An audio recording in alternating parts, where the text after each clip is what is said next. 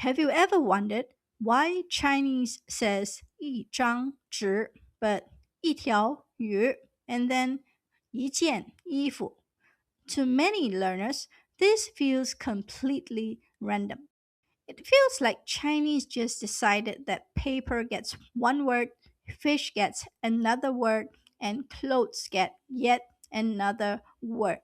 And your job is just to memorize all of it and suffer. That is why measure words frustrate so many learners. They can make Chinese feel like a language full of tiny rules with no logic behind them. But textbooks often miss the most interesting part because these words are not only counting things. Very often, they are also showing you how Chinese is mentally looking at the thing. Is it being seen as a flat surface? Is it being seen as something long and stretched out? Or is it being seen as one complete item or one complete matter? Once you see that, 张, 条, and 件 stop feeling like random vocabulary. They start feeling like three different ways of looking at the world. And that is what we are going to uncover in this video. Let's first talk about why this feels so hard.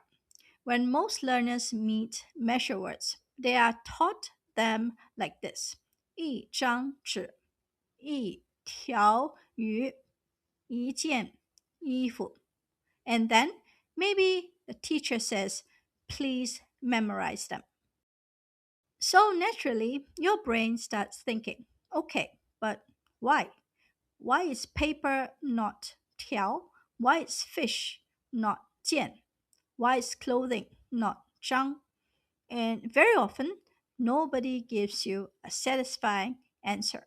So measure words start to feel like something you can only survive by memorization. You memorize one phrase, then another phrase, then another phrase. And it never feels like there is a deeper system. But in reality, many measure words do have a kind of logic. Not perfect logic in a sense that you can guess every single one with zero mistakes, but a very real kind of logic in a sense that they often reflect how the object is being mentally framed. That means Chinese is not only counting an object, it is often quietly classifying it at the same time. Let's start with 张. When learners first see 张, the examples given are 一张纸,一张照片,一张地图,一张票. At first, this part seems easy enough. You might think, okay, maybe 张 is just for flat things. And yes, that is a useful beginning. But if we stop there, the explanation is still too shallow because Chinese also says 一张脸,一张嘴,一张床,一张桌子. Now suddenly, flat things does not feel quite enough. So what is really happening? A better way to understand 张 is this. 张 often appears when something is being seen as a visible surface, an opened form, or something spread out before you as a whole. That is why it works so well for paper, photos, maps, and tickets. These are things presented in front of you like surfaces. But that is also why it can work for a face. A face is not flat like a sheet of paper, of course, but in language, it can be mentally treated as a visible presented surface. That is also why 张 appears in the verb 张开, which means to open up or to spread open. That idea of opening or spreading help us feel the word more deeply. So, 张 is not just a random partner for nouns. It often carries the feeling of something displayed, open, spread, or presented as a visible whole. That is why 一张纸、一张照片 and 一张脸 do not feel completely unrelated anymore. They belong to the same way of seeing. Now let's move to 条. This is one of the most visually satisfying measure words in Chinese. Look at these examples. 一条鱼,一条河,一条路,一条绳子,一条裤子. Now this already feels more connected. These things often share a common visual quality. They are long, they stretched out, they extend through space. So, a good starting point is 条 often appears when something is mentally seen as long, narrow, extended, or line like. A fish has a long, narrow body. A river stretches through the land. A road extends forward like a line. A rope is long and narrow. Even trousers are understood through their long hanging legs. So, once again, Chinese is not only counting, it is also showing how the object is being visualized. But this becomes even more interesting when 条 moves into abstract nouns. For example, 一条消息,一条规定,一条建议. Now, we are no longer talking about physical shape. So why 条? Because Chinese often extends physical ways of seeing into abstract ideas. A message can feel like one line of information. A regulation can feel like one line in a set of rules. A suggestion can feel like one distinct line of thought. So, Tiao often keeps that feeling of a line, a strand, or an extended unit, even when the thing itself is not literally physical. This is why measure words are so interesting. They are not just grammar, they often carry traces of how humans picture reality. And Tiao is a beautiful example of that. Now let's look at 件. Here are some common examples. 一件衣服,一件外套,一件礼物,一件事,一件大事.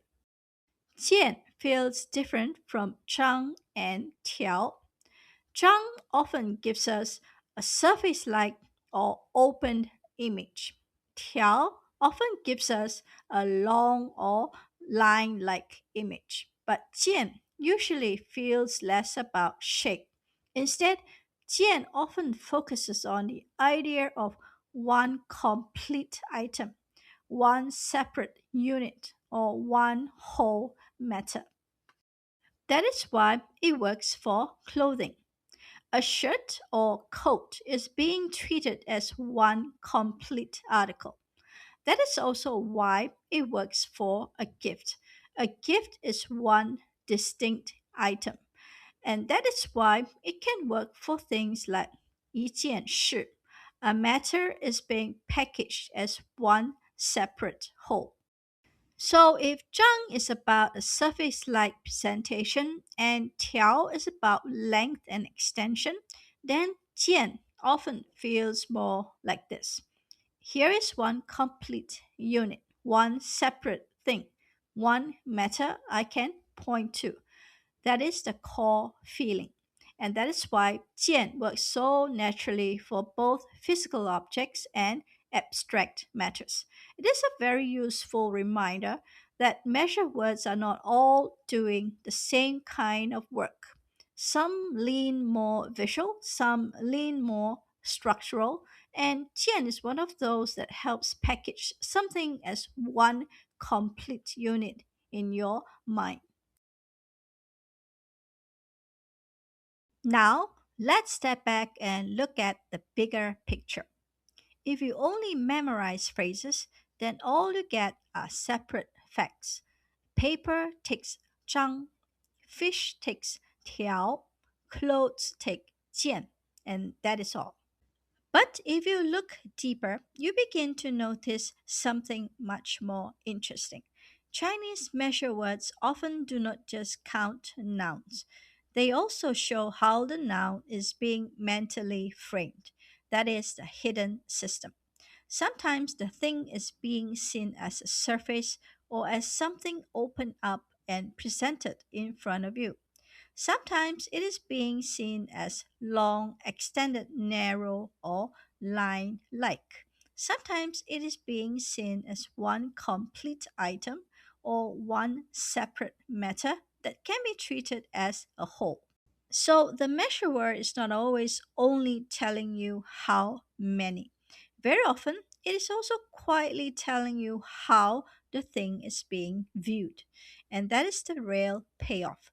Because once you understand that, these words stop feeling like random little grammar pieces. They start feeling like clues. Clues to show how Chinese organizes reality. Clues to how the language chooses to package what it sees. That does not mean every single measure word is perfectly guessable just from logic alone. Real language still has convention. Native usage still matters. Some pairings are standard simply because that is how the language settled over time. So I'm not saying forget memorization. What I'm saying is this: if you only memorize, you miss the beauty of the system. But if you can see the hidden framing behind the word, memorization becomes much easier because the phrase finally starts to make sense. And that is exactly the part textbooks often do not fully show. And once you see that, the learning experience starts to change. Before, the question in your mind might have been, what word goes with this noun? And that question can feel exhausting because it turns every measure word into one more rule to memorize, one more pairing to remember, one more little obstacle standing in your way. However, once you understand the hidden system, the question becomes different. Now you start asking, how is this thing being seen? Is it being presented like a surface? Is it being imagined like a line? Is it being treated like one complete unit?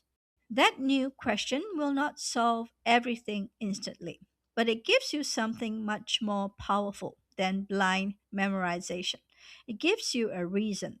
And when a phrase has a reason behind it, it becomes much easier to remember. A list tells you what to say, but a system helps you feel why it works. And when you can feel why it works, Chinese becomes less frustrating, less mechanical, and much more alive.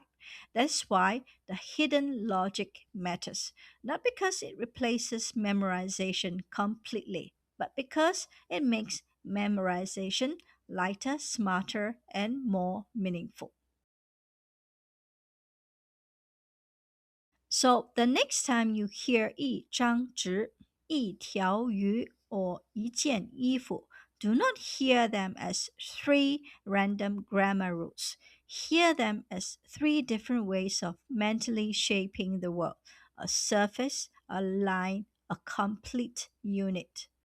That is why measure words are much more interesting than they first seem. They are not just counters, they are clues.